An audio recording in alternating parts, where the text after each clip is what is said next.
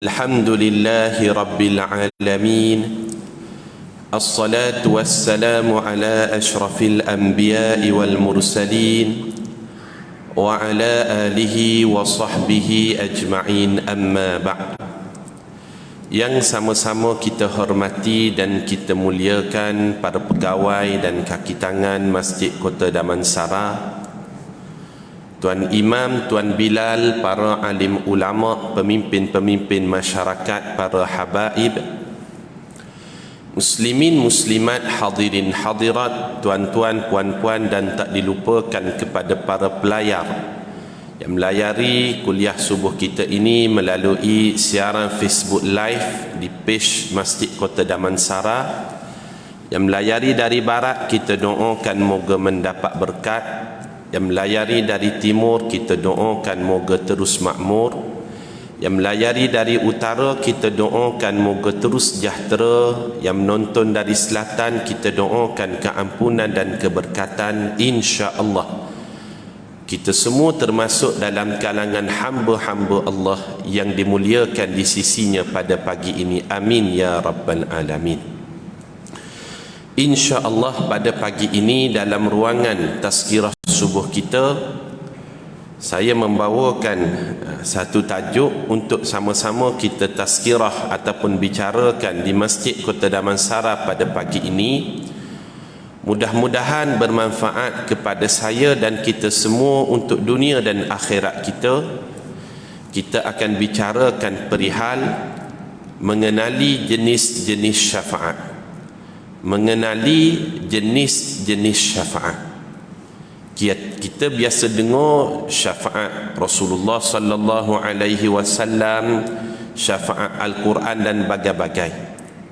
Jadi pada pagi ini kita nak kenal apa itu syafaat dan apakah syafaat-syafaat yang ada dalam Islam. Tuan-tuan yang dimuliakan Allah Subhanahu wa taala, apa maksud syafaat?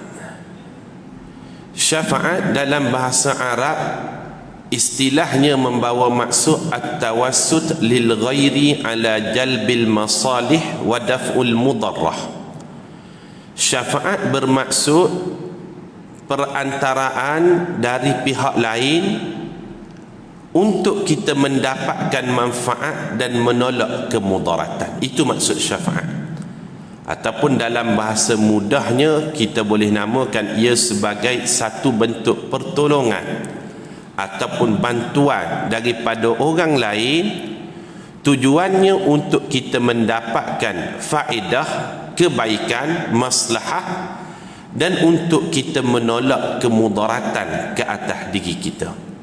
Boleh kita namakan ia sebagai bantuan, pertolongan, ataupun istilah yang lebih kecil kita namakan ia sebagai kabel. Tapi dalam bahasa agamanya ia disebut sebagai syafaat. Syafaat at-tawassut lil ghairi ala jalbil masalih wa daf'ul mudarrah. Syafaat pertolongan, perantaraan, bantuan dari pihak lain. Tujuannya untuk kita dapatkan maslahah dan untuk kita menolak kemudaratan. Itu maksud syafaat secara umumnya. Syafaat ia merupakan hak mutlak milik Allah ataupun hak prerogatif Allah secara mutlak. Tetapi Allah dengan sifatnya Arhamur Rahimin, dengan sifatnya Ar-Rahman Ar-Rahim, maka dia boleh agihkan syafaat yang asalnya miliknya secara mutlak, tetapi dia boleh agihkan kepada makhluk-makhluk tertentu ataupun orang-orang tertentu, sehinggalah ada makhluk ataupun orang tertentu juga layak untuk memberi syafaat. Asalnya ia milik Allah secara mutlak, tetapi kerana izin Allah, kerana redha dari Allah, kebenaran dari Allah, permission dari Allah, maka adalah makhluk tertentu, orang tertentu juga layak untuk memberikan syafaat. Tapi asalnya kita kena faham syafaat ini hak mutlak Allah Subhanahu wa taala. Ini dijelaskan sebagaimana firman Allah Subhanahu wa taala dalam surah Az-Zumar. Tuan-tuan boleh rujuk dalam surah Az-Zumar pada ayat yang ke-44. Allah Subhanahu wa taala berfirman, a'udzu billahi minasyaitonir rajim. Qul, katakanlah wahai Muhammad, lillahi syafa'atu jami'ah, milik Allah lah syafaat itu keseluruhannya secara mutlak.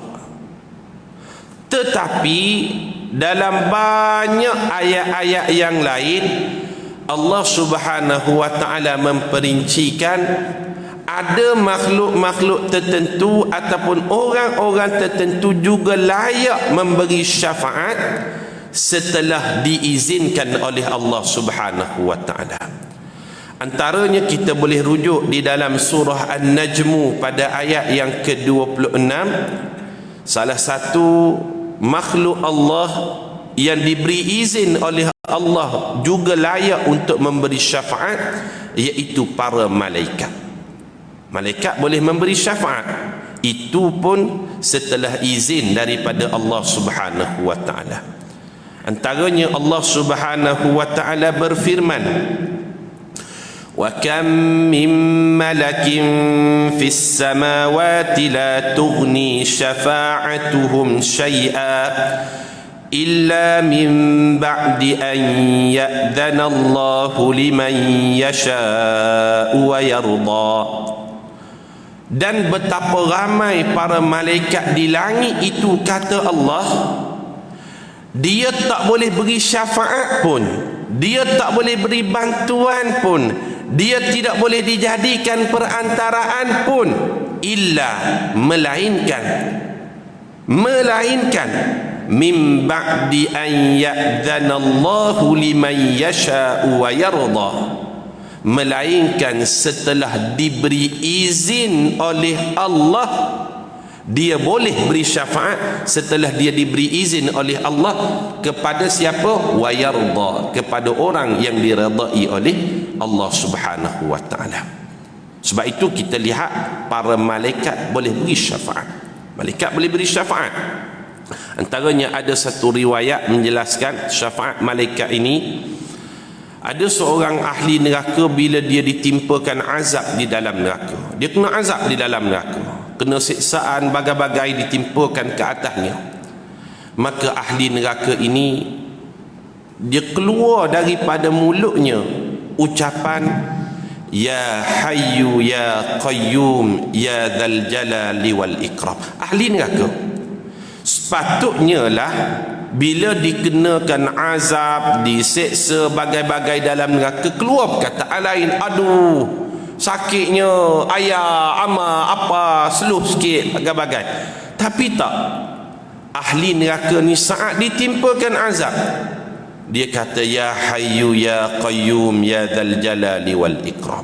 Kena azab ya dzal jalali wal ikram, kena azab ya dzal jalali wal ikram. Perbuatan ahli neraka ini diketahui oleh Jibril, chief kepada sekalian para malaikat. Jibril arahkan penjaga neraka namanya malaikat Malik, cari di mana location ahli neraka tersebut. Neraka ni luas tuan-tuan, neraka ni luas. Bila kena bagi koordinat lah, sebab luas kan, bukan macam kita, dia maka diberilah koordinatnya, locationnya, macam kan nak benda fahamnya. Neraka ni satu universe, maka diberi location, dikecilkan tempat dia. Oh, benua Asia rupanya. Benua Asia ni luas juga, nak cari ni payah. Asia Timur ada, Asia Barat ada, Asia Tenggara ada, maka dikecilkan location, ia berada di Asia Tenggara, di dalam Asia Timur tu lah. Asia Tenggara ni luas lagi, dikecilkan lagi location. Oh, di Malaysia contohnya. Malaysia ni luas. Negerinya mana? Negerinya Selangor, itu pun luas. Di mana? Di Subang contohnya. Subang ni luas, dikecilkan lagi kota Damansara. Seolah begitulah. Bila dicari location ahli neraka ni sekian tempat, maka malaikat Jibril dan malaikat Malik bila diketahui tempat ahli neraka tersebut sekian-sekian tempatnya, malaikat Jibril memohon kepada Allah Subhanahu wa taala, wahai Allah, orang ni sekian-sekian, bila dia ditimpakan azab maka dia sebut ya dzal jalali wal ikram, ya hayyu ya qayyum, ya dzal jalali wal ikram, aku nak memberi syafaat kepadanya. Maka Allah Subhanahu wa taala mengizinkan, maka ahli neraka tersebut diringankan azab dan dia dikeluarkan daripada neraka Allah. Maka Allah Subhanahu wa taala sebut salah satu yang boleh memberi syafaat ialah para malaikat, tapi setelah mendapat izin, permission, kebenaran daripada Allah Subhanahu wa taala. Siapa lagi boleh memberikan syafaat? Banyak, antaranya Al-Quranul Karim. Al-Quranul Karim boleh beri syafaat. Al-Quran secara umumnya 30 juzuk ataupun 114 surah itu, mana-mana ayat bagi orang yang membacanya, pembacanya itu layak untuk mendapat syafaat setelah diberi izin oleh Allah, dengan syarat orang itu termasuk dalam kalangan orang yang Allah redha padanya. Sebab di dalam hadis yang diriwayatkan oleh Imam Muslim, Rasulullah sallallahu alaihi wasallam bersabda, "Iqra'ul Quran fa innahu ya'ti yaumal qiyamah syafi'an li ashabihi." Bacalah Al-Quran, mana-mana ayat, mana-mana surah, mana-mana juzuk, ayatnya, surahnya, juzuknya itu ada syafaat. Fa innahu ya'ti yaumal qiyamah, maka sesungguhnya dia akan datang pada hari kiamat kelak, syafi'an li ashabih, akan memberi syafaat dan pertolongan kepada orang yang membacanya. Itu Al-Quran secara umum. Manakala adalah hadis-hadis yang memperincikan lebih khusus, ada surah-surah tertentu dalam Al-Quran dia boleh memberi syafaat secara khusus pula kepada orang yang mengamalkannya. Antaranya tuan-tuan, surah yang selalu biasanya kita baca banyak kalau kita tengok lepas isyak, masjid dan surau terutamanya di Selangor ataupun Kuala Lumpur, dia telah menjadikan ia satu amalan untuk kita baca surah Al-Mulk. Al-Mulk itu dia boleh menjadi syafaat, kerana kata Nabi sallallahu alaihi wasallam, surah Al-Mulk merupakan surah Al-Mani'ah wal Munjiyah, sebagaimana disebut dalam hadis riwayat Imam At-Tirmizi. Syekh Wahbah Az-Zuhaili menukilkan pada muqaddimah surah Al-Mulk dalam kitab Tafsir Al-Munir, Al-Mulk dia merupakan syafaat kepada orang yang mengamalkannya, kerana kata baginda Al-Mulk ini Al-Mani'ah wal Munjiyah, dia akan menjadi penghalang kepada ditimpakan azab kubur, dan Al-Munjiyah dia akan menjadi pemenang kepada orang yang mengamalkannya saat berada di hari akhirat kelak. Al-Mulk boleh beri syafaat secara khusus. Al-Baqarah dan juga Ali Imran, Rasulullah sallallahu alaihi wasallam sebut dua surah ini juga boleh memberi syafaat secara khusus. Dua surah ini dinamakan sebagai surah Az-Zahrawan, iaitu dua surah bagi orang yang mengamalkannya. Di dalam hadis riwayat Imam Ahmad, kata baginda sallallahu alaihi wasallam, bagi orang yang mengamalkan Al-Baqarah dan Ali Imran, dua surah ini akan datang seperti awan yang akan melindungi orang yang mengamalkannya saat pengamalnya berada di padang mahsyar kelak. Ia disebut sebagai dua surah yang akan datang seperti awan kepada orang yang mengamalkannya. Kita tahu tuan-tuan, di padang mahsyar kelak tudna syams akan direndahkan matahari itu ala khalqi, di atas kepala makhluk, kamiqdari milin, dengan qadar kurang 1 mil. 1 mil ni dulu orang terjemahkan sejengkal. Sebenarnya milin ini merupakan ukuran celak yang digunakan oleh orang Arab, dia kurang daripada sejengkal. panjang celak, itu disebut milin. Matahari direndahkan dengan kadar kurang sejengkal ataupun dengan kadar 1 mil, maka adalah kelompok-kelompok tertentu yang mendapat keistimewaan di padang mahsyar. Ada hadis menyebutnya 7 golongan yang mendapat naungan arasy Allah bagai-bagai. Salah satunya yang akan mendapat syafaat adalah pengamal surah Al-Baqarah dan Ali Imran. 2 surah ini disebut sebagai Az-Zahrawan. Ini Al-Quran boleh memberi syafaat. Al-Quran secara umumnya ataupun surah-surah tertentu dia memberi syafaat kepada orang yang mengamalkannya. Malaikat boleh memberi syafaat. Al-Quran boleh memberi syafaat. Orang-orang yang saleh juga boleh memberi syafaat. Orang saleh ni semestinya dia ni alim kah? Tak semestinya. Tak semestinya orang saleh ini orang baik, orang akhlak baik. Tak semestinya orang panggil dia syekh, tuan guru, ustaz, ustazah. Tak.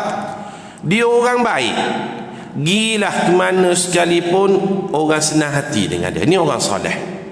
Dia berakhlak baik, tak buruk ke orang. Kalau orang dengar orang lain cakap buruk tentang orang, dia tinggalkan. Gi dengan puak A pun orang seseronok, duduk dengan puak B pun orang tak ada isu dengan dia. Warna ni pun orang tak ada masalah dengan dia. Warna ni pun orang no isu dengan dia. Orang saleh dia boleh memberi syafaat. Di dalam hadis yang diriwayatkan oleh Imam At-Tirmizi, Rasulullah sallallahu alaihi wasallam menyebut tentang syafaat orang yang saleh ini, la yadkhulannal jannata bi syafa'ati rajulin min ummati aktsaru min bani Tamim. Sesungguhnya akan ada kelompok manusia dimasukkan ke dalam syurga dalam kalangan umatku bi syafa'ati rajulin, dengan syafaat orang-orang yang soleh dalam kalangan umatku.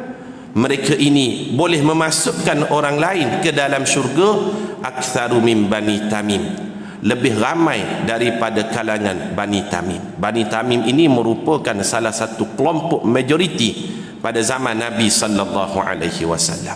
Nak menunjukkan orang soleh ramai, dan ramai juga orang soleh ini mampu untuk menarik dan memberi syafaat kepada ramai orang untuk dimasukkan ke dalam syurga Allah. Dan ini memang terbukti benar. Di dalam hadis sahih antaranya riwayat Imam Bukhari dan Imam Muslim, Rasulullah sallallahu alaihi wasallam berbicara tentang syafaat orang yang saleh. Dia bukan nabi, dia bukan rasul, dia bukan para ulama yang besar-besar, bukan. Orang yang saleh, apabila dia dimasukkan ke dalam syurga kelak, kata Nabi sallallahu alaihi wasallam, dia cari kawan dia cari member dia cari sahabat dia. Didapati di dalam syurga itu dia tidak ketemui kawan dia, sahabat dia yang sekali dengan dia di dunia dahulu. Maka dia bertemu dengan Allah Subhanahu wa taala. Hadis sahih, grade A punya hadis. Dia pergi bertemu dengan Allah, cari syurga yang level atas, tak jumpa. Syurga ni banyak tuan-tuan, kita biasa dengar kan. Cari di syurga level bawah, tak ada. Sama level pun tak ada. Maka dia panggil Allah Subhanahu wa taala, Rabbana, wahai Tuhan kami, kanu yasumuna ma'ana, kawan saya yang tak ada di dalam syurga ni dulu dia pernah puasa bersama dengan kami dulu. Wa yusalluna ma'ana, dia salat bersama dengan kami dulu. Salat subuh bersama dengan kami, lepas salat subuh dia dengar tazkirah bersama dengan kami, puasa sunat bersama dengan kami. Wa yuhajjuna ma'ana, bukan setakat puasa dengan kami wahai Allah, bukan setakat salat dengan kami wahai Allah. Wa yuhajjuna ma'ana, dia pergi haji pun sama dengan kami, kapal sekali dengan kami. Cuma hotel je, hotel lain boleh jadi, ataupun tingkat je, tingkat lain. Saya tingkat sekian, dia tingkat sekian, tapi hari ni dia tak ada wahai Allah. Atas sebab-sebab tertentulah kawan dia ni ditransitkan sementara ke dalam neraka Allah Subhanahu wa taala. Sebabnya Allahu a'lam, Allah lebih mengetahui. Member ni dah ada dalam syurga dah, kawan dia tak ada dalam syurga, maknanya di tempat satu lagi. Tapi orang soleh ni bagi tahu pada Allah, Rabbana kanu yasumuna ma'ana wa yusalluna ma'ana wa yuhajjuna ma'ana. Dia dulu puasa dengan kami, solat dengan kami, haji dengan kami, umrah dengan kami, bagai-bagai dengan kami. Tapi atas sebab tertentu dia ditransitkan ke dalam neraka. Wahai Allah, aku nak beri pertolongan syafaat kepadanya. Allah Subhanahu wa ta'ala katakan kepada orang ini, mengarahkan malaikat, akhriju mimman ariftum, keluarkanlah siapa-siapa yang kamu kenal yang berada di dalam neraka itu, keluarkan dia daripada neraka, masukkan dia ke dalam syurga Allah Subhanahu wa ta'ala. Ini menunjukkan orang saleh boleh memberi syafaat. Tuan-tuan, dalam hidup kita banyakkan berteman dengan orang-orang yang baik, akhlak-akhlak yang baik.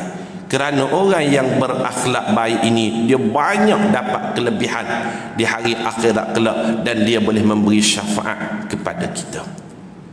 Kalau kita meninggal dunia kan, bila tengok telefon kita tu, kawan-kawan kita WhatsApp daripada tuan guru ni, daripada mudir ni, imam ni, orang soleh ni, orang baik ni, maka ketika kita meninggal dunia, orang baik inilah yang akan datang untuk solat jenazah pada kita. Kalau kita di dunia kawan dengan tim ni, tim tu, sekian, maka yang datang ketika solat jenazah kita nanti, orang tu lah, betul tak? Kalau kita berkawan dengan orang baiklah yang akan datang untuk kita ketika solat jenazah. Tak berkawan dengan orang sekian, hobinya, minatnya sekian, orang yang ni lah yang akan ramai. Faham tak tuan-tuan? Kita tak sebut lah hobi apa dia, tapi nak sebutnya dengan siapa kita berteman, orang inilah yang akan datang saat kita meninggal dunia kelak. Dan mereka inilah yang akan kenal. Kalau orang yang baik, dia dapat satu keistimewaan, boleh memberi syafaat kepada orang yang dia kenali di syurga kelak. Malaikat boleh beri syafaat, Al-Quran boleh beri syafaat, orang soleh boleh beri syafaat. Siapa lagi boleh beri syafaat? Antara yang boleh beri syafaat juga adalah Rasulullah sallallahu alaihi wasallam. Disebutkan antaranya di dalam Al-Quran tentang syafaat Nabi sallallahu alaihi wasallam. Allah Subhanahu wa taala berfirman dalam surah Taha pada ayat yang ke-109. A'udzu billahi minasy syaithanir rajim. Yauma idzin la tanfa'u syafa'ah illa man adina lahu ar-rahman wa radiya lahu qawla. Pada hari itu, kata Allah, tidak ada siapa-siapa pun yang boleh memberi syafaat ataupun pertolongan, melainkan yang boleh memberi syafaat itu adalah orang yang diredai oleh Ar-Rahman dan kata-katanya diterima di sisi Allah Subhanahu wa taala. Ia merujuk kepada baginda sallallahu alaihi wasallam. Allah pemilik mutlak syafaat mengagihkan syafaat tadi kepada baginda sallallahu alaihi wasallam boleh memberi syafaat. Tuan-tuan, syafaat baginda ni banyak. Yang biasa kita dengar syafaat baginda sallallahu alaihi wasallam ini, biasanya kita dengar syafaatul uzma ataupun syafaatul kubra, syafaat teragung di padang mahsyar. Itu satu bab, itu biasa kita dengar. Tetapi dalam aspek yang lain, dalam direction perbincangan yang lain, kita dapati baginda sallallahu alaihi wasallam boleh memberi syafaat kepada umatnya dalam pelbagai lapangan sebenarnya. Bukan hanya kepada syafaatul uzma saja. Syafaat teragung ni biasa kita dengarlah, syafaat di padang mahsyar agar disegerakan perbicaraan umat manusia kelak. Bila manusia berkumpul di padang mahsyar bertemu dengan Nabi Adam, Nabi Adam katakan nafsi, nafsi. Cari Nabi Nuh katakan nafsi, nafsi. Aku, engkau hari ni. Temu dengan Nabi Ibrahim, Nabi Musa, Nabi Isa, bagai-bagai. Semua kata aku tak boleh. Carilah Nabi Muhammad sallallahu alaihi wasallam. Itu syafaat teragung. Tapi dalam bab yang lain, baginda sallallahu alaihi wasallam dia ada lain lagi syafaat dia. Apa syafaat baginda yang lain? Syafaatul uzma kita tak sebutlah sebab itu biasa kita dengar kan. Salah satu yang Allah izinkan baginda sallallahu alaihi wasallam untuk memberi syafaat di hari akhirat kelak, syafaat baginda dalam bab raf'ud darajat ahlul jannah, mengangkat darjat ahli syurga untuk upgrade daripada syurga sekian ke syurga yang lebih baik, syurga yang lebih tinggi, lebih tinggi, lebih tinggi, lebih tinggi. Itu syafaat Nabi sallallahu alaihi wasallam. Berdasarkan qualification dia hanya syurga ni je, tapi syafaat baginda boleh raf'un darajat, mengangkat darjat orang tadi ke syurga yang lebih baik, lebih tinggi. Kita tahu tuan-tuan, syurga ni dia ada darjat dia, ada grade dia. Kalau syurga yang paling top lah, number one punya, kita biasa dengar syurga Firdaus. Orang barat sebut ia sebagai paradise. Ada syurga namanya syurga Adnin, orang barat sebut Eden. Eden tu Eden Hazak kan. Eden tu merujuk kepada Adnin. Jannatu Adnin allati, syurga Adnin ini disediakan oleh Ar-Rahman li ibadahu bil ghaib, yang beriman kepada perkara. Syurga ni banyak. Ada syurga Firdaus, syurga Adnin, syurga Naim, syurga Ma'wa, syurga Darul Maqamah, syurga Maqamul Amin, bagai-bagai syurga. Dia ada grade dia. Bahkan disebutkan dalam hadis sahih riwayat Imam Bukhari, darjat syurga kepada orang yang berjihad pada jalan Allah ada 100 darjat. Sama-sama berjihad, sama-sama berjuang. Antara orang yang berjihad itu ada grade pula, 100 grade. Dan antara satu grade ataupun satu darjat ke darjat yang lain, ma bainad darajataini kama bainas sama'i wal ard, antara satu darjat syurga ke syurga yang lebih atas seperti jarak antara bumi dengan langit. Kita berada di sini, kita keluar, kita nampak bintang yang berada di ruangan sana. Itulah satu darjat ke syurga yang seterusnya. Jadi syafaat Nabi dia boleh angkat darjat ahli syurga ke darjat yang lebih tinggi. Tuan-tuan, kita di dunia ni sama ke tak sama, betul tak? Darjat kita tak sama dah. Dari sudut gajinya, pekerjaannya, grade-nya. Kalau kerja kerajaan kan, sama tak gaji antara satu orang dengan orang lain? Tak sama. 41, 44, 48, 52, 54, Jusasi, Jusabi, Jusae, turuh 3, turuh 2, turuh 1, tak sama dah. Ada orang di dunia ni, nak sebutnya bezanya, di dunia ni dah beza dah. Ada orang di dunia gaji dia 1,000 je sebulan. Ada orang gaji dia sebulan 60 juta sebulan. 60 juta sebulan. Ini true story tuan-tuan. Siapa gaji 1,000 sebulan? Bahkan kurang daripada tu pun ada. Tok-tok imam kan. Tok-tok imam tu ingat gaji besar ke? Kecil je. Imam-imam lantikan masjid, allowance bulanan yang masjid bagi biasanya 1,200 paling banyak. 1,800, 600 pun ada sebulan. Ini true story ni.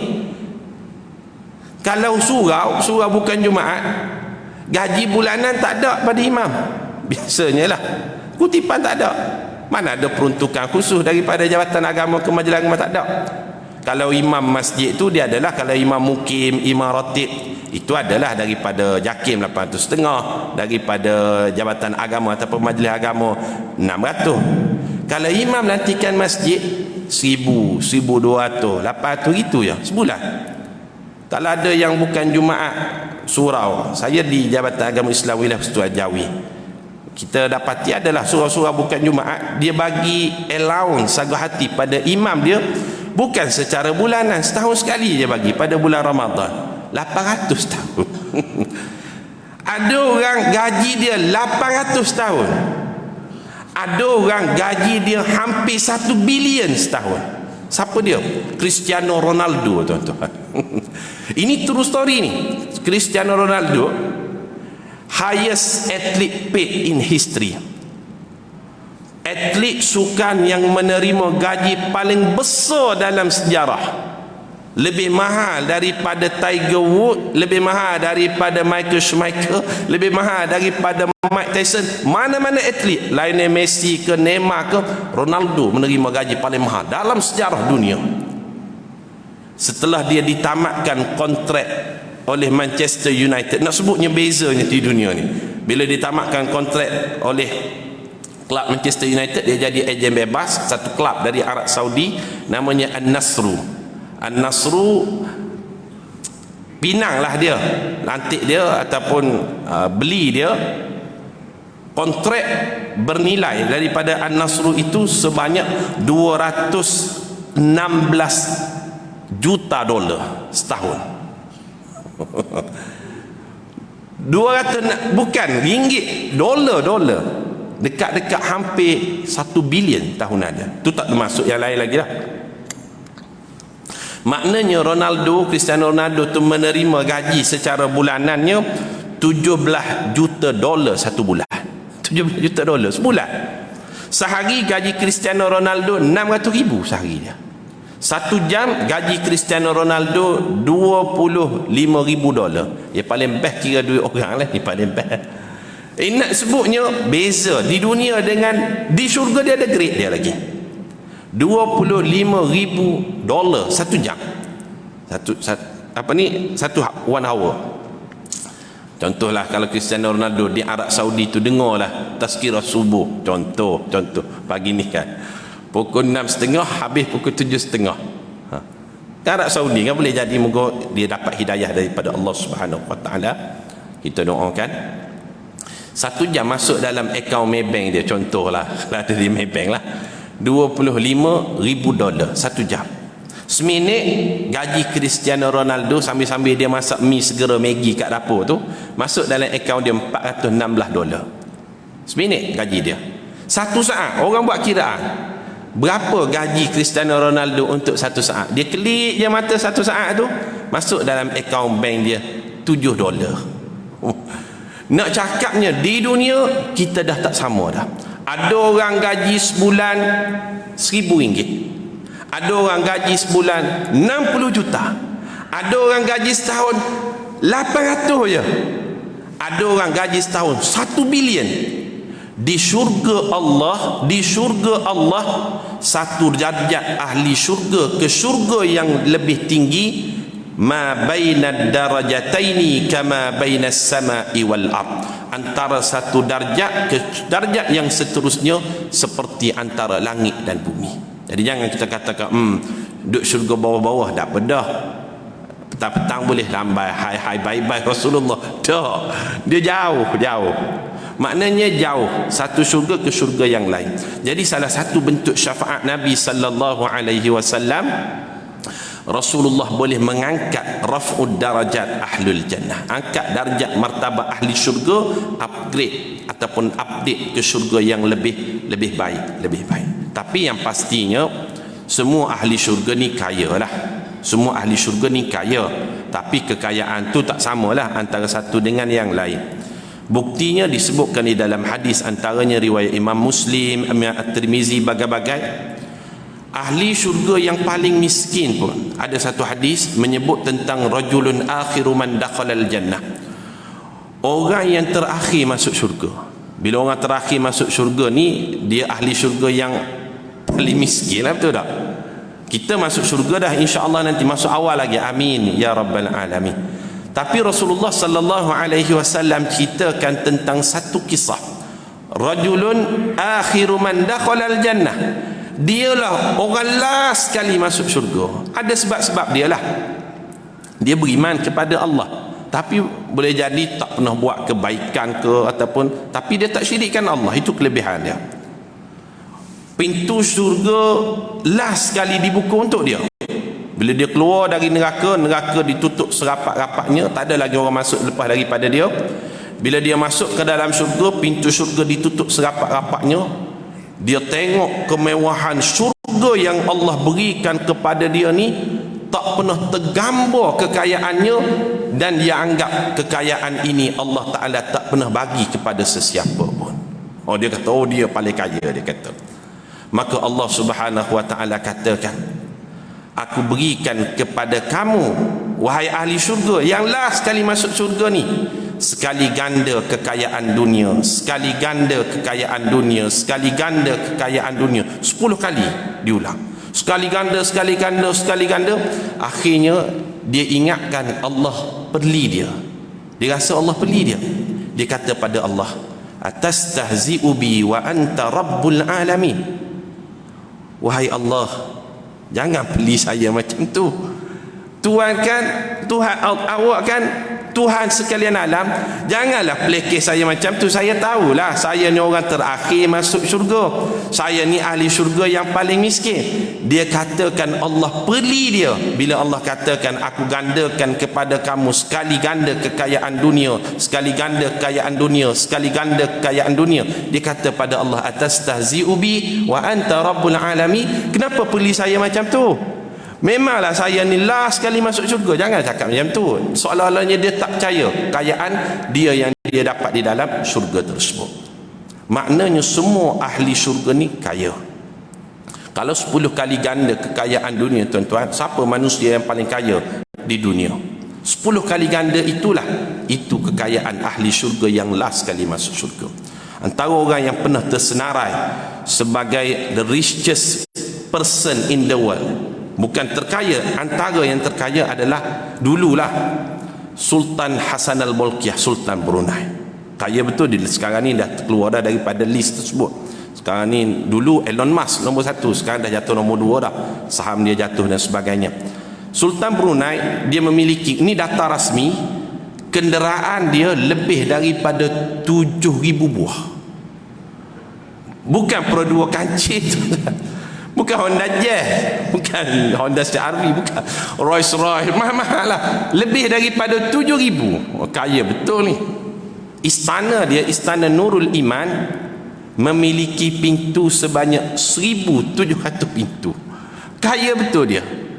Digandakan kepada ahli syurga yang paling last, ahli syurga yang paling miskin, 10 kali ganda daripada kekayaan tersebut. Maka salah satu bentuk syafaat Nabi, raf'ud darajat ahlul jannah. Dia upgrade, dia update syurga yang lebih tinggi kepada umatnya yang dapat keizinan daripada Allah Subhanahu wa taala. Ini syafaat Rasulullah yang pertama. Dia banyak syafaat Rasulullah sallallahu alaihi wasallam. Saya ringkas anda sebut, ada syafaat lain sikit lagi. Salah satu bentuk lagi syafaat Nabi sallallahu alaihi wasallam,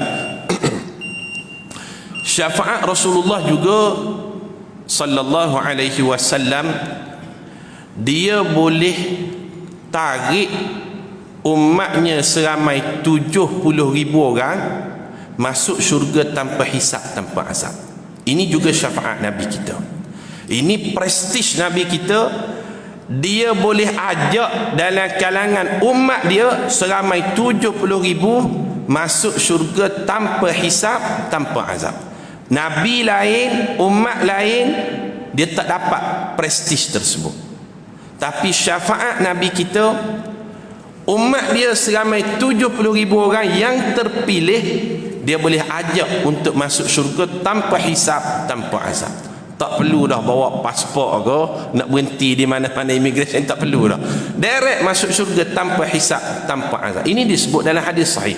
Antaranya dalam hadis sahih riwayat Imam Bukhari daripada Abdullah bin Abbas radhiyallahu anhuma, Rasulullah sallallahu alaihi wasallam ceritakan, "Uridat 'alayya al-umamu fara'aitu an-nabiyya wa ma'ahu ar-ruhayt wan-nabiyya wa ma'ahu ar-rajul wa rajulani wan-nabiyya wa laysa ma'ahu ahad.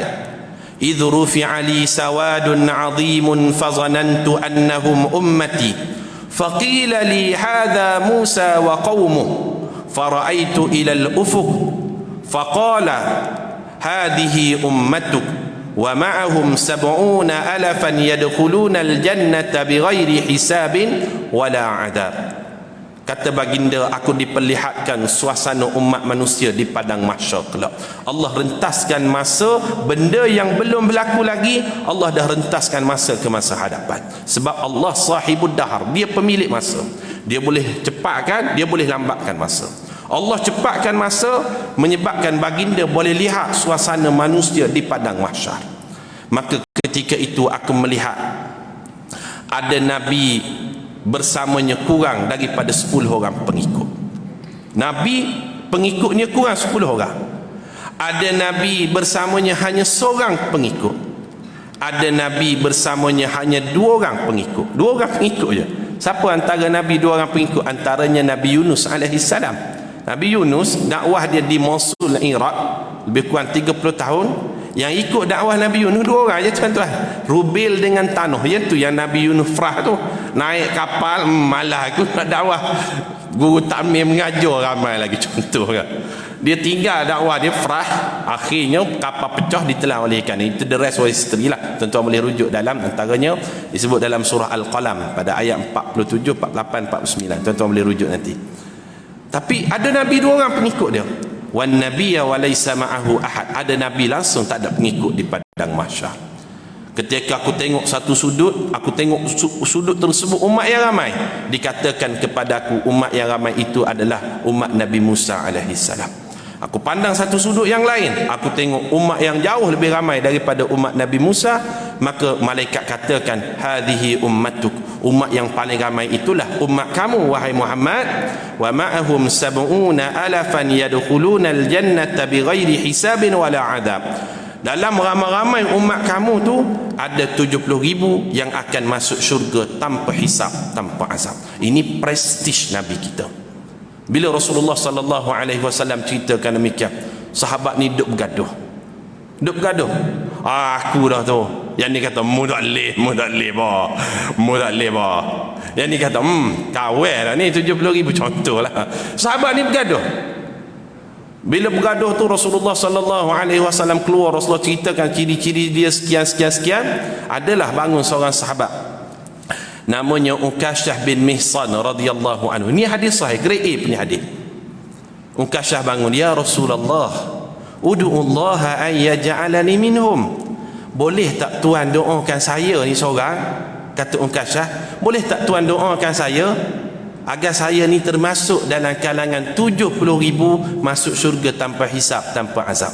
Direct Rasulullah bagi tahu, anta minhu, mulah salah seorang tu wahai Ukasyah. Allahu akbar. Direct bagi tahu. Kalau kena kat kita macam tu kan, mula depan tak datang kuliah subuh dah. Lama haji tak nampak kuliah subuh ni.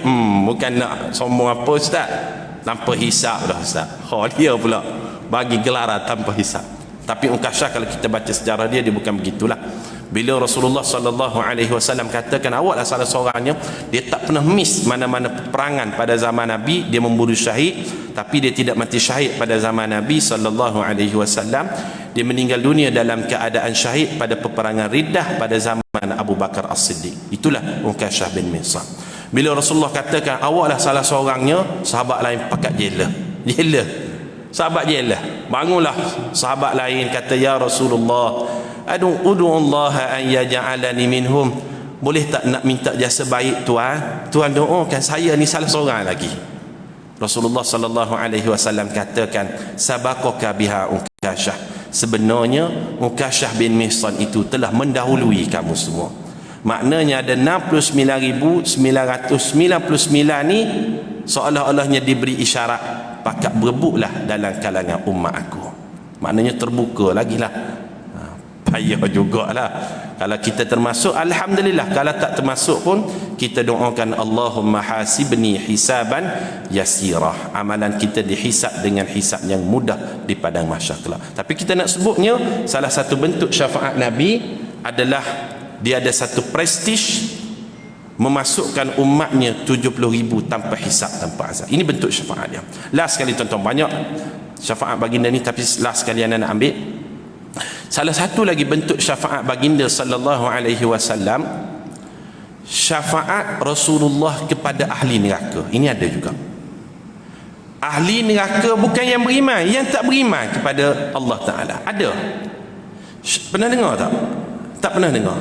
Syafaat Rasulullah sallallahu alaihi wasallam kepada ahli neraka yang matinya dalam keadaan tak beriman pun kepada Allah Subhanahu wa taala. Syafaat ini disebut sebagai syafaat takhfiful adab. Syafaat Rasulullah dalam bab meringankan azab ahli neraka yang tak beriman tadi. Contoh, syafaat baginda kepada bapa saudaranya yang bernama Abu Talib. Abu Talib, kerana syafaat baginda itulah dia merupakan manusia yang berada dalam neraka dalam keadaan azab yang diterimanya paling rendah ataupun paling minimum.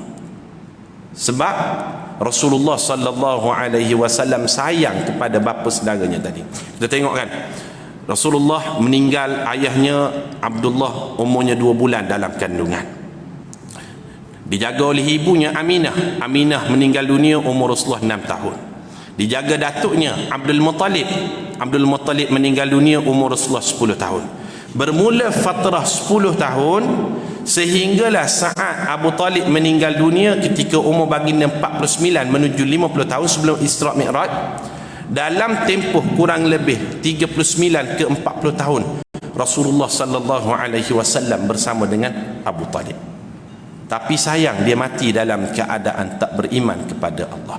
Di saat hujung dia, Rasulullah kata, ya ammi, wahai bapa saudaraku, qul la ilaha illallah, sebutlah kunci kepada segala amal yang kamu buat sebelum ni. Kunci dia la ilaha illallah, sebut ni je. Takunu hujjatan laka yaumal qiyamah, kalimah ini akan menjadi hujah kepada awak pada hari kiamat kelak. Dia kata tak boleh, tak boleh, malu aku wahai Muhammad. Abu Jahal duduk sebelah kata jangan Abu Talib. Akhirnya dia mati dalam keadaan tak beriman. Rasulullah angkat tangan berdoa, wahai Allah, ampunkanlah bapa saudaraku Abu Talib. Allah tegur perbuatan tersebut, tak boleh mendoakan kepada orang yang tak beriman yang telah mati. Orang yang tak beriman yang masih hidup boleh kita doakan. Contoh kita doakan, ya Allah, masukkanlah Cristiano Ronaldo dalam hidayahmu. Oh, itu boleh. Masukkanlah orang kaya Robert ke Winston Tan, contoh, itu boleh. Tapi bila dah meninggal dunia, kita nak mau, wahai Allah, ampunkanlah dosa dia, itu no, tak boleh. Allah tegur, ma kana lin nabiyyi wal ladzina amanu an yastaghfiru lil musyrikeen walau kanu uli qurba min ba'di ma tabayyana lahum annahum ashabul jahim. Tak patut bagi mana-mana nabi ataupun mana-mana orang beriman memohon keampunan kepada orang yang mati jelas dalam keadaan mensyirikkan Allah, walau kanu uli qurba, walaupun dia adalah ahli kerabat kamu sendiri pun, min ba'di ma tabayyana lahum annahum ashabul jahim, setelah jelas dia mati dalam keadaan kufur kepada Allah Subhanahu wa taala. Sedih Rasulullah. Allah pujuk lepas tu turun ayat lain, innaka la tahdi man ahbabta walakinallaha yahdi man yasha. Awak tak boleh bagi hidayah, yang boleh bagi hidayahnya adalah Allah. Awak hanya muzakkir, memberi peringatan saja. Tapi dalam bab syafaat, Rasulullah sallallahu alaihi wasallam boleh memberi syafaat kepada ahli neraka yang matinya dalam keadaan tak beriman pun, dalam bab takhfiful azab, diringankan azab. Syafaat malaikat, syafaat Al-Quran, syafaat orang saleh, syafaat Nabi. Ada satu lagi syafaat tuan-tuan, dia panggil syafaat Arhamur Rahimin. Syafaat yang maha pemurah dalam kalangan yang pemurah, iaitu syafaat Allah Ta'ala. Habis syafaat malaikat, habis syafaat Rasulullah, syafaat Al-Quran, syafaat orang saleh, yang tinggal ketika itu syafaat Arhamur Rahimin, syafaat Allah. Syafaat Allah ni kepada siapa? Kepada hambanya yang sikit habuk di dunia ni, tak pernah melakukan amal soleh kebaikan, sikit habuk tak pernah, tapi dalam hatinya dia yakin Tuhan yang sebenar itu adalah Allah. Dia yakin Tuhan yang sebenar itu adalah Allah, dan dia tak syirikkan Allah. Sikit habuk amal tak ada, dia tak buat, tapi dia yakin Tuhan sebenar ni Allah. Maka yakhrujuna minan nar, Allah akan keluarkan seseorang itu daripada neraka, man kana fi qalbihi mithqala habbatin min khardalin minal iman, selagi mana seseorang itu dalam hatinya ada iman kepada Allah walaupun sekecil biji sawi sekalipun, dia akan dikeluarkan daripada neraka, dimasukkan ke dalam syurga. Atas dasar apa? Syafaat Arhamur Rahimin, syafaat Allah yang paling pemurah dalam kalangan yang pemurah-pemurah yang lain.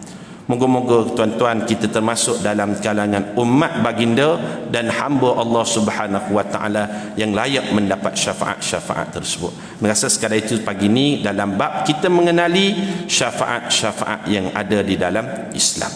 Qulu qawli hadza wa astaghfirullahal azim li wa lakum.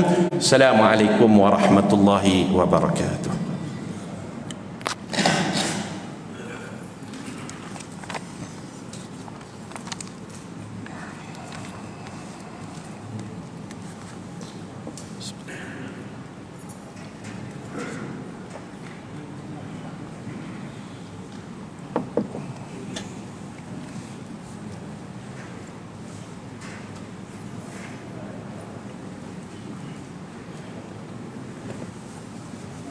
Terima kasih.